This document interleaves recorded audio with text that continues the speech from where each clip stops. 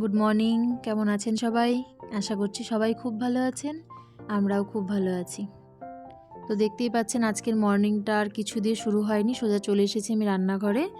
তো বাজার নিয়ে এসেছে বর, কি এনেছে সেগুলোই বের করছি। আসলে খুব বৃষ্টি হচ্ছে তো, তাই আর বাইরের আর আমি কি দেখাবো, তাই ভাবলাম যে আগে রান্নাঘরটাতেই আসি। এখান দিয়েই স্টার্ট করছি আজকের সকালটা। সকাল সকাল আমাদের চাটা খাওয়া হয়ে গেছে, মেয়েরও খাওয়া হয়ে গেছে। তো এখন বাজার নিয়ে এসেছে, তো বাজারটাই গোছাচ্ছি। ওই মূলো শাক এনেছে, পাট শাক, তারপর এখানে আছে কোয়াশ, বেগুন, আর এখানে আছে গাটি কচু, আর ডাটা এনেছে ঝিঙে, এই তো এগুলোই। আর এখানে দেখতে পাচ্ছি মাছ। তো মাছের মধ্যে আছে হলো, মেয়ের জন্য এনেছে শিং মাছ, আর আমাদের জন্য এনেছে ছোট মাছ।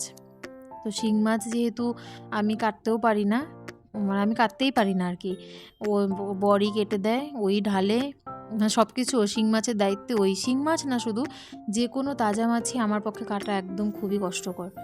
আমি কিছু তাজা মাছই কাটতে পারি না। যে ছোটো মাছগুলো এনেছে না, সেই ছোটো মাছগুলোও তাজা, প্রত্যেকটা মাছ নড়ছিল জানেন। তো আমার তো আর কাটা সম্ভবই হয়নি, তো আমি বরকে বলেছি তুমিই কেটে দাও। তো আজকে যে ছোটো মাছগুলো এনেছে সেগুলো বরই কেটে দিয়েছে। আর এই যে শিং মাছ যতই আনুক না কেন, আমার ঘরে শিং মাছ একদমই থাকে না, এই জন্য অল্প অল্প করে আনা হয়। আর এই 2-3 দিন পর পর শিং মাছ নিয়ে আসে, কেন জানি না। ওই হাঁড়িতে বেশি জল দিয়ে রাখলেও শিং মাছ সেই মরেই যায় 2 দিন পর পর। আর সকালের জন্য আমি বানাচ্ছি এখানে ওই আলু আর কোয়াশ দিয়ে একটা তরকারি। ওই লঙ্কা ফাটিয়ে দিয়ে করছি, কোনো মশলায় বেটে দিচ্ছি না, যেহেতু সকাল সকাল খাবো, একটু হালকা ফুলকাই করে নিচ্ছি আর কি। আর যেটা বলছিলাম মাছগুলো, এই মাছগুলো বলছিল বড়, এগুলো মাছ মনে হয় গুতুম মাছ। তো আমার এগুলো মাছ খেতে খুবই ভালো লাগে, কিন্তু আমি ভাবছিলাম যে কেটে ফেলবো মাছগুলো, যখন দেখছি যে মাছগুলোও নড়ছে, তারপর ভাবলাম যে না, আমার পক্ষে এটা কাটা সম্ভব না। তো বড়ই কেটে ধুয়ে পরিষ্কার করে দিয়েছে মাছটা। তো বড় দিকে কাটছে, আর আমি এদিকে ভাবছি যে আমি তাহলে শাকটা বেছে নিই, মূলো শাক। আর শাকটাতে না দুর্দান্ত বালু জানেন, প্রচুর বালু শাকে, এত বালু কি আর বলবো। আর এই মূলো শাকটা আমার হচ্ছে সবচেয়ে প্রিয় শাকের মধ্যে একটা, আমি খুবই ভালোবাসি। তো নতুন উঠছে এখন, অনেক দিন আগে আমি বলেছিলাম, তো হয়তো পাইনি, তো আজকে দেখছি নিয়ে এসেছে। পাট শাকও এনেছে। তো যেহেতু মূলো শাকটা এনেছে, ভাবলাম যে মূলো শাকটাই আগে করি, পাট শাকটা না হয় কালকে খাওয়া যাবে। তো ওই জন্য আমি মূলো শাকটা বেছে নিচ্ছি। আর এই ডাঁটাগুলো যে দেখতে পাচ্ছেন, ডাঁটাগুলোও কিন্তু খুব ভালো লাগে এখন খেতে, একদম কচি কচি। তো ভাবছি এগুলো দিয়ে আজকে একটু শুটকি মাছ বানাবো। অনেক দিন হয়ে গেল শুটকি মাছ খাই না, মানে যখন যেটা খাই সেটা একদম খেতেই থাকি আর কি। এর আগে দেখেছেনই আপনারা, ওই যখন শুটকি মাছ করেছি, তো রেগুলার 3 দিন 4 দিন বাদে বাদে শুটকি মাছ। তো এখন বেশ কয়েকদিন থেকে করা হয়নি, তো আজকে ভাবছি একটু করবো। আমি সব রেডি করে নিয়ে বসেছি। এই দেখুন, এখানে আমি চাল ধুয়ে নিয়েছি, আর এই যে মূলো শাকটা যে কেটেছি, ওটা পোলে একটু লবণ দিয়ে কচলে নিয়েছিলাম। তো দেখুন কতটুকু হয়ে গেছে, তো ওই জলটা ফেলে দিয়েছি। আর এই সবজিটা দিয়েই হবে শুটকি মাছ। এখানে সব কিছুই আছে, আলু, বেগুন, ঝিঙে, ডাঁটা, মূলোর ডাঁটা সব। আর এখানে তো পেঁয়াজ, রসুন, লঙ্কা, আর এই যে মাছ। আর মেয়ের জন্য শিং মাছটাও বর কেটে দিয়েছে, কেটে একদম ধুয়ে দিয়েছে। তো একদিন হয়েছে কি, ওই বর শিং মাছটা কেটে দিয়ে ডিউটি চলে গেছে। তো আমাকে বলছে তুমি একটু ধুয়ে নিও, তো আমি বলেছি ঠিক আছে। তো আমি তো আর সেটা মাথাতে নেই যে ওই মাছটা ধুতে গেলেও যে মাছটা নড়বে।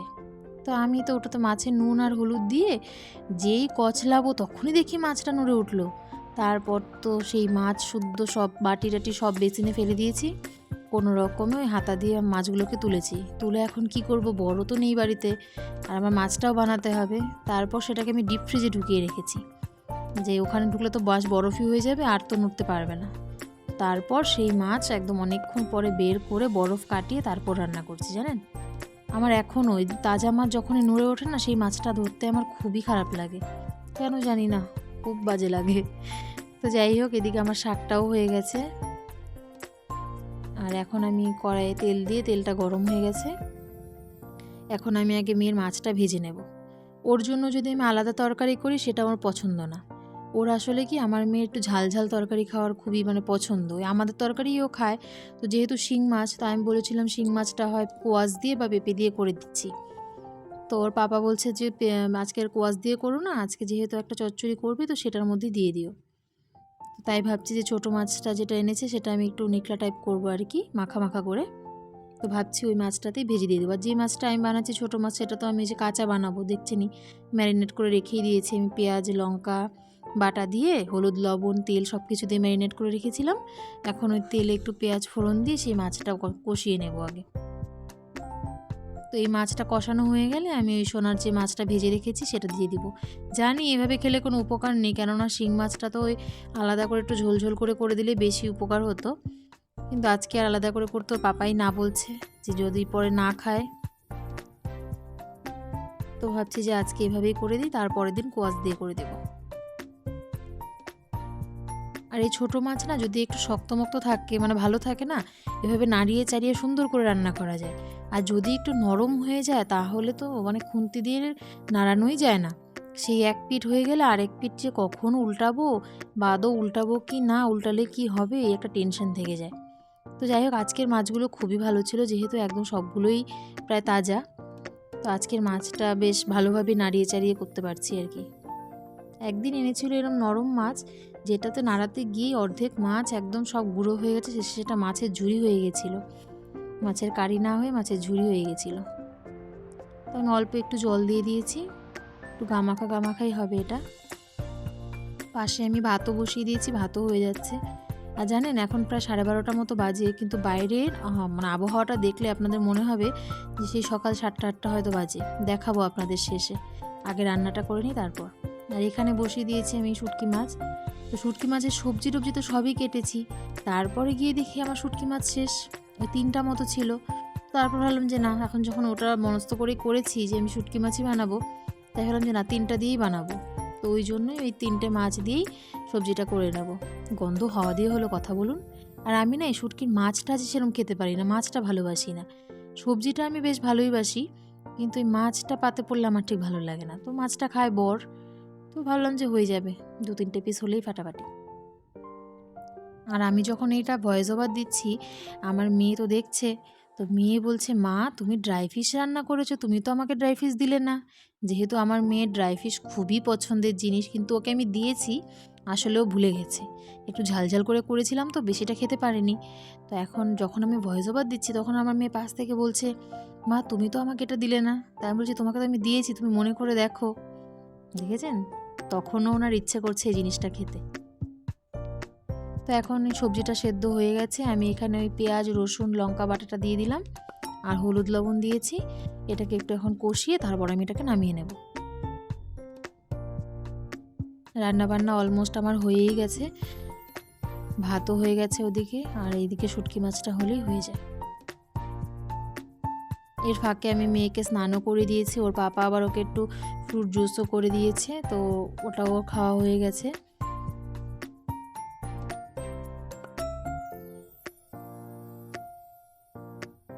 যেহেতু এই সবজিটাতে মূলোর ডাঁটার একটা সবই পড়েছে না, এটা খেতে খুব ভালো হয়। আপনারা একদিন করে খাবেন, দেখবেন খুব ভালো লাগে। এখানে না শুটকি মাছ না দিয়েও যদি সব সবজি দিয়ে পাঁচমিশালি সবজি দিয়ে মূলোর ডাঁটা দিয়ে করা যায়, খুব সুন্দর একটা গন্ধ আসে এখন। তো এই যে আমার সবজিটা হয়েই গেছে, এটাকে এখন আমি নামিয়ে নেব। এই যে দেখুন আমার রান্না কমপ্লিট। এই যে হয়েছে শুটকি মাছের সবজি দিয়ে, একদম গরম, জাস্ট নামালাম। আর নিচে তো ভাত হয়েই গেছে। আর এই যে হচ্ছে আমার মূলো শাক। মূলো শাকটা আবার আমার বর বেগুন দিয়ে ভালোবাসে, আর আমি ভালোবাসি রসুন দিয়ে। তো আজকে যেহেতু রসুন দিয়ে করেছি, পরে একদিন বেগুন দিয়ে আপনাদের সঙ্গে শেয়ার করব। এখানে ছোট মাছ, আর এখানে রয়েছে সকালের অল্প আলু কোয়াশের তরকারি। আর এই দেখুন বাইরেটার অবস্থা, মনে হচ্ছে না সকাল 7টা-8টা বাজে। ঠিক আছে, চলুন আজকের ভিডিওটা আমি এখানেই শেষ করছি। দেখা হচ্ছে পরবর্তী একটি ভিডিওতে। সবাই ভালো থাকবেন, সুস্থ থাকবেন, আর আমার এই ভিডিওটা কেমন লাগলো অবশ্যই কমেন্ট করে জানাবেন। দেখা হবে খুব শীঘ্রই। টাটা।